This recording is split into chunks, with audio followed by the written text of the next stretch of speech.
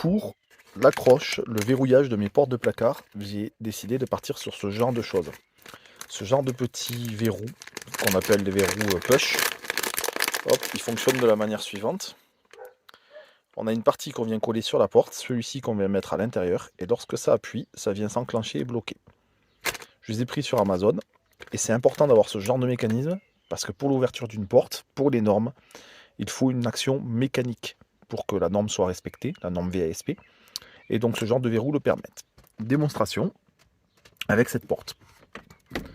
Donc on a la partie avec la boule ici, et on a la partie qu'on vient bloquer sur la porte ici. La difficulté est le placement. Ça se joue au millimètre près par rapport à la butée de ma porte. Et bon, c'est pas parfait parce qu'il faut une petite marge de manœuvre entre l'appui et la ressortie.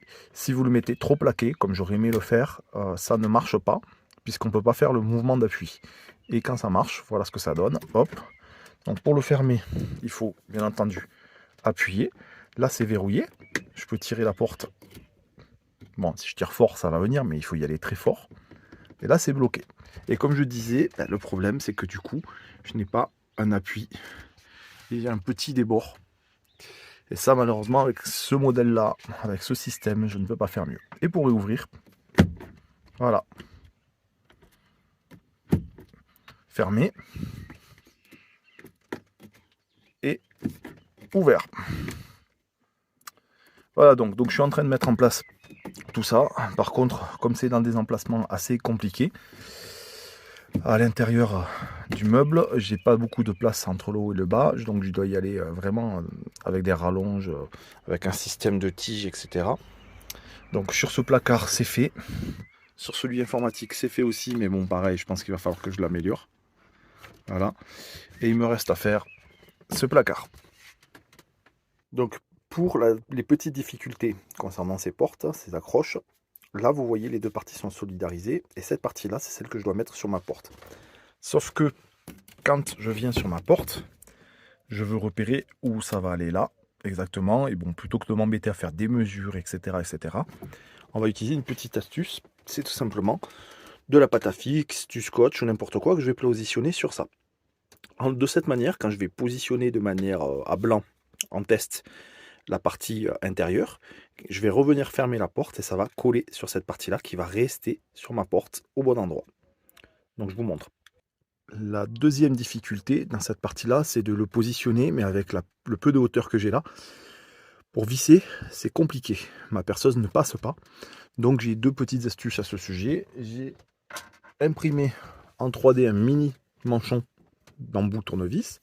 Ça me permet de venir sur des hauteurs petites, mais bon, après en termes de force, c'est pas évident. Donc quand je visse, j'appuie en même temps pour rajouter de la force. Ou alors, un outil un peu plus classique, c'est tout simplement, comme je l'en ai déjà parlé, ce genre d'embout long là, et que l'on peut tordre, et qui me permet de tordre, mais il faut le maintenir vigoureusement pour pouvoir visser. Voilà, donc moi dans un premier temps, avec ce petit embout là, ça va me servir pour bien commencer, puis au besoin je vais finir avec l'embout que je vous ai montré. Voilà, maintenant que c'est fixé, que c'est mis en place, je vais venir refermer la porte, et normalement ça va venir s'accrocher avec le scotch et ressortir. Et voilà. Et cette fois, c'est bon. Ça me l'a collé. Et donc, j'ai plus qu'à faire mes petits trous sur la planche. Et voilà ce que ça donne au final. Donc, le verrou est installé ici. Quand j'appuie, ça déverrouille. J'ai bien les deux parties ici. Quand je referme, hop, c'est bloqué. Voilà. Alors, malgré tout, il y a quand même deux défauts sur ces verrous-là. Le premier, c'est ça. Je vous en ai parlé juste avant, c'est le débord. Il y a une marge qu'on est obligé de laisser pour que le mécanisme puisse faire pousser et revenir. Et ça, c'est quand même assez gênant. Je vais voir si je n'ai pas trouvé un peu mieux dans le même style. Le deuxième défaut, c'est que selon là où vous appuyez, si vous n'êtes pas à côté du verrou, ça ne se déverrouille pas facilement. Voilà, là, ça le fait parce qu'il est ici. Vous avez vu, même pour le fermer, il faut être vraiment sur le verrou. Voilà. Donc, c'est pas terrible du tout. Néanmoins, c'est quand même toujours mieux que ces autres verrous que j'ai achetés, que je vous conseille absolument pas pour le coup. C'est des verrous rouleaux. Vous voyez, ils sont faits comme ça. Il y a cette petite partie qu'on vient extirper des rouleaux. Hop, alors avec une main, je ne sais pas si je vais y arriver.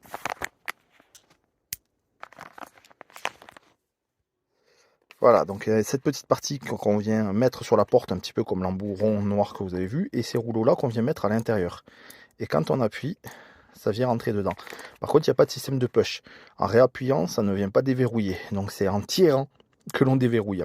Autant dire que c'est pas très pratique que de passer par ce système-là. Donc du coup, voilà, je suis passé sur ça. Mais bon, je pense qu'il faudra que je trouve un peu mieux dans le même style à l'avenir. Tiens, d'ailleurs, à ce sujet, j'ai mis ces verrous pas seulement sur les portes, hein, je l'ai mis aussi sur mon tiroir. Voilà. Donc vous en avez un embout là, un autre embout là, ça marche très bien. Voilà. Mais toujours avec ce débord, malheureusement. Et je l'ai aussi mis sur cette porte là, que je faisais fermer par un système de petits crochets comme celui-ci. Et là, vous voyez, le débord est beaucoup plus flagrant. Mais il y a un verrou ici. Voilà. Hop. Voilà, voilà. Je vous mets la référence en description si ça vous intéresse. Je l'ai acheté sur Amazon, mais ça peut se trouver sur les sites chinois aussi.